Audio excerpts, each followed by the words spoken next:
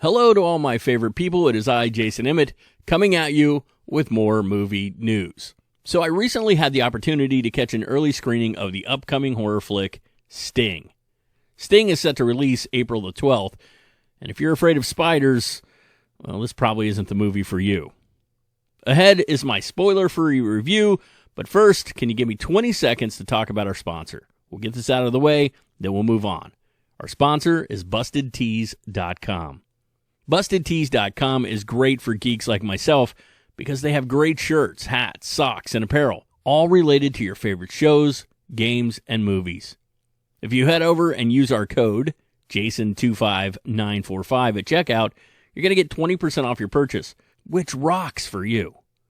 BustedTees.com, promo code Jason25945 at checkout. All right, let's get started with the plot of Sting. Charlotte, who is a rebellious 12-year-old girl, discovers a small spider after sneaking into her aunt and grandmother's apartment. She lives in the building with her mother and stepfather and a couple of additional characters who we meet throughout the movie. She decides to keep the spider as a pet, and she names it Sting.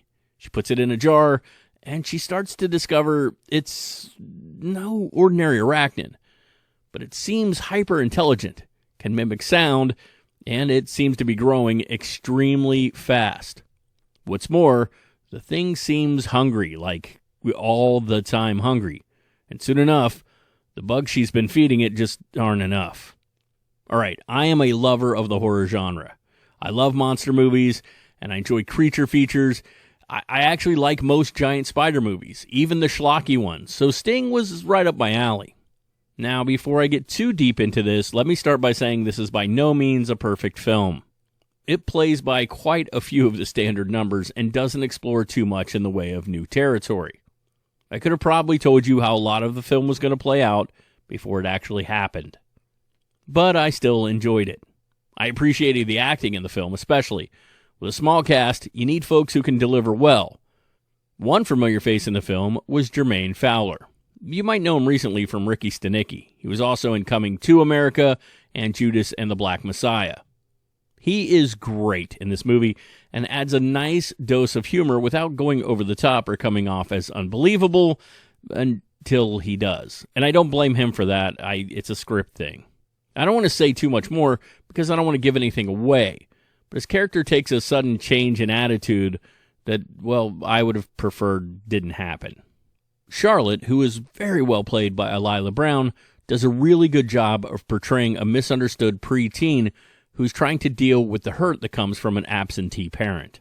Ryan Corr, who you might know from House of the Dragon, plays the stepfather, Ethan, and it is his interaction with Charlotte that helps set the film a bit above some others in this genre. He is really struggling to connect with his stepdaughter and really wants her to see him as more of an actual father.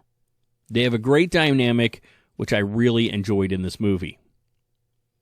Another thing that I liked, a lot, were the effects.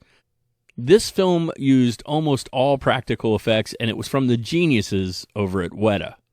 So the spiders we saw, well, they never came off as fake. They were very well done, and they knew when to cut away and when to use shadow to help sell the scenes, because sometimes less is more. I actually really enjoyed this movie for what it was. This is not high art. It's a fun and campy creature feature. While the screening was going on, I saw two women actually walk out. They were smiling, and I actually got the impression the spider scenes were just too creepy for them. Honestly, my wife was struggling with the spider scenes a couple of times too, which I think is a testament to the effects.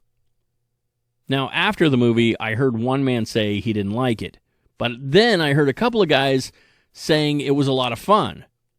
I really think if you're not into these types of movies, you're going to be disappointed. But if you do like these type of movies, you're going to have a lot of fun.